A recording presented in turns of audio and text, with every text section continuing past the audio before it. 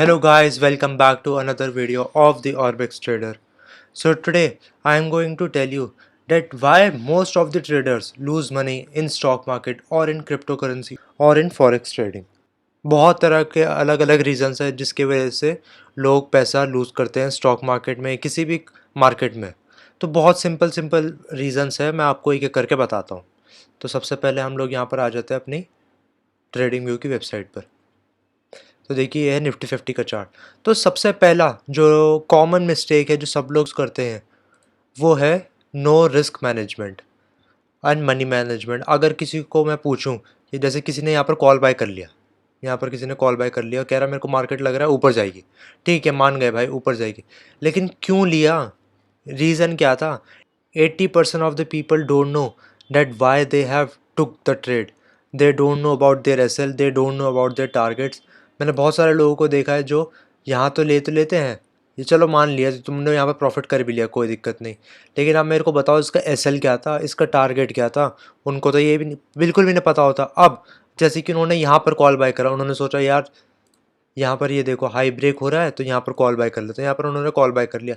अब stop loss तो पता ही नहीं क्या होता है, तो यहाँ से जा रहा है कह रहा है अब आता है, ये वापस आता थोड़ी देर के लिए कि कॉस्ट पे आ जाए, नहीं चले जाता, फिर ही सोचते यार 10,000 का नुकसान हो रहा है, 20,000 का नुकसान हो रहा है, बस कॉस्ट पे आ जाए फिर एकदम हटा दूंगा। लेकिन वो कॉस्ट पे आने के चक्कर में कच कच कच कच कच सीधा एकदम वो आपका कैपिटल पूरा ख़त्म कर देता है, आपका कैपिटल पूरा वाइप आउट हो जाता है। कमेंट्स में बताइएगा अगर आपके साथ भी ऐसा हो रखा है तो ये तो हो गई कि एसएल नहीं लगाते। फिर अगर एसएल लगा भी लिया तो टारगेट्स कितना, क्योंकि मैंने देखा है जैसे यहाँ पर किसी ने ले लिया पुट ले लिया यहाँ पर, तो थोड़ा सा प्रॉफिट आते ही 20-25 पॉइंट 40 पॉइंट के आने के बाद यहाँ पर एग्जिट, ये हो गया। और उनसे पूछो कि ट्रेड क्यों लिया, बस एक कैंडल दिख रही थी, रेड कलर की कैंडल दिखी, यहाँ से पुट ले लिया, ग्रीन कलर की कैंडल देखी, कॉल ले लिया। तो ऐसे ट्रेडिंग नहीं होती।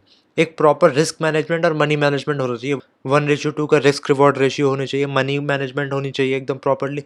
अगर आपको सीखना है रिस्क मैनेजमेंट के बारे में तो मैंने एक सेपरेट वीडियो बना रखी है रिस्क मैनेजमेंट के ऊपर, ये देखिए वाली वीडियो, तो आप इसको चेकआउट कर सकते हैं।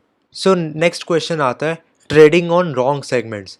देखिए ट्रेडिंग के बहुत सारे सेगमेंट्स हैं, एक होता है ऑप्शन बाइंग, एक होता है ऑप्शन सेलिंग, एक होता है फ्यूचर ट्रेडिंग, फ्यूचर जो आप देखते होंगे, फिर एक होता है इंट्राडे इक्विटी, फिर stock option, swing trading, crypto, forex market. तो ज़्यादातर लोगों को पता ही नहीं होता कि वो कर क्या रहे हैं। तो देखिए ज़्यादातर लोग जो होते हैं वो ऑप्शन बाइंग करते हैं, वो भी रोज़, क्योंकि उनके पास होता है कैपिटल कम।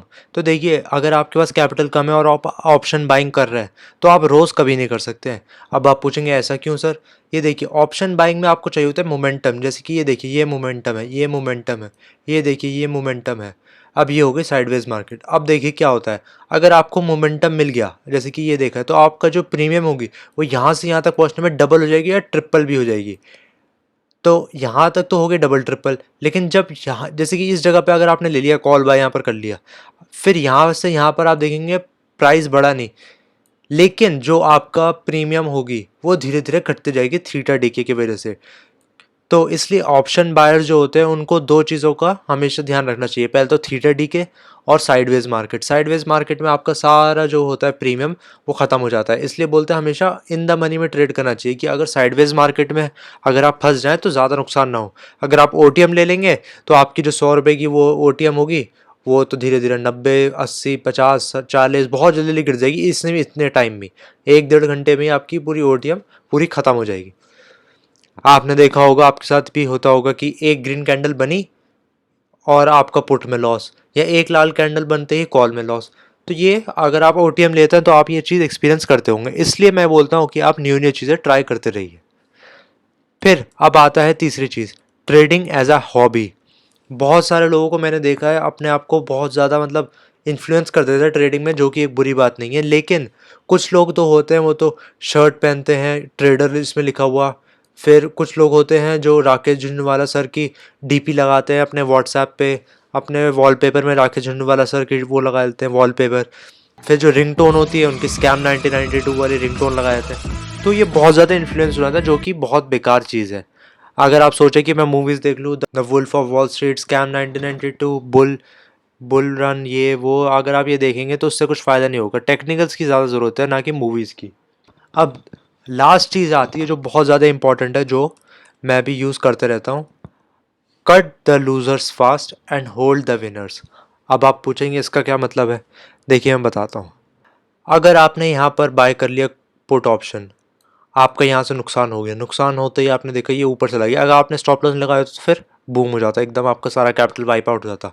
अगर आपने स्टॉप लॉस लगा दिया होता तो छोटे से नुकसान में आप एग्जिट हो जाते, 20-25 पॉइंट 30 पॉइंट के नुकसान में। हाँ, अगर आपने यहाँ पर पुट बेचा होता, मतलब पुट अगर आपने यहाँ पर खरीदा होता, अगर आपने शॉर्ट करा होता निफ्टी को, तो देखिए यहाँ पर कितना बड़ा टारगेट्स मिल सकते थे। तो इसलिए सब लोग बोलते हैं और मैं भी बोलता हूँ कि अगर आपको कोई एक ट्रेड मिल जाए जो आपके फेवर में चलने लग गया, आपने देखा यहाँ पर प्रॉफिट हो रहा है, फिर थोड़ा सा आपने होल्ड करा, फिर यहाँ प्रॉफिट हो रहा है, अगर आप देख रहे हैं मेरा प्रॉफिट बढ़ते जा रहा है हर 5-10 मिनट बाद, तो उसको होल्ड करिए, जितना हो सके उसको होल्ड करिए। 500 का प्रॉफिट आ रहा है एक लॉट में, फिर 1000, फिर 1500, 2000, अगर आपका बढ़ते जा रहा है तो उसको और होल्ड करिए ट्रेलिंग स्टॉप लॉस से।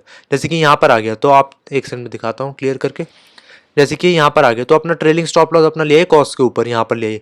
फिर जैसे कि यहाँ पर अगर आप आ गए तो अपना ट्रेलिंग स्टॉप लॉस यहाँ रख दीजिए, फिर यहाँ आ गया, फिर यहाँ रख दीजिए, फिर यहाँ आ गया, यहाँ रख दीजिए, फिर यहाँ आ गया, यहाँ रख दीजिए। ऐसे धीरे धीरे करके अगर आप ट्रेलिंग स्टॉप लॉस यूज़ करते हैं तो आप 1:10, 1:15, 1:9, 6 बहुत अच्छे अच्छे रिस्क टू रिवॉर्ड रेशियो आप मेंटेन कर सकते हैं। और अपने स्टॉप लॉस में लॉस एकदम छोटा छोटा करिए, और जो विनर्स होते हैं उनको एकदम होल्ड करके रखिए, जैसे कि आप अभी देख सकते हैं। और हाँ, मेरा अकाउंट अब स्टॉक्स और फायर्स में खुला हुआ है, अगर आपको अपना अकाउंट खुलवाना है तो आप खुलवा सकते हैं, the link is in the description. और हाँ, मैं आपको एक चीज़ दिखाता हूँ, फायर्स में 30 डेज चैलेंज चल रहा है। अगर आपको अपनी ब्रोकरेज रिफंड चाहिए, अगर आपका ब्रोकर जो है वो बहुत ज़्यादा ब्रोकरेजेस ले रहे हैं, तो आप फायर्स में अकाउंट खुलवा सकते हैं मेरे लिंक के द्वारा। और आप अगर प्रॉफिटेबल होते हैं 30 दिन के एंड तक, तो आप अपनी सारी ब्रोकरेज आप रिफंड ले सकते हैं, अप टू 5000 रुपीज़ अपनी आप ब्रोकरेज रिफंड ले सकते हैं। और हाँ, अगर आप किसी और के लिंक के द्वारा ओपन कराएंगे अकाउंट तो बिल्कुल भी नहीं हो पाएगा ये ऑफ़र। मैं सिर्फ और सिर्फ मेरी लिंक से ही ये आपको ऑफ़र मिल सकता है। तो चलिए फ्रेंड्स, मिलते हैं हम लोग नेक्स्ट वीडियो में।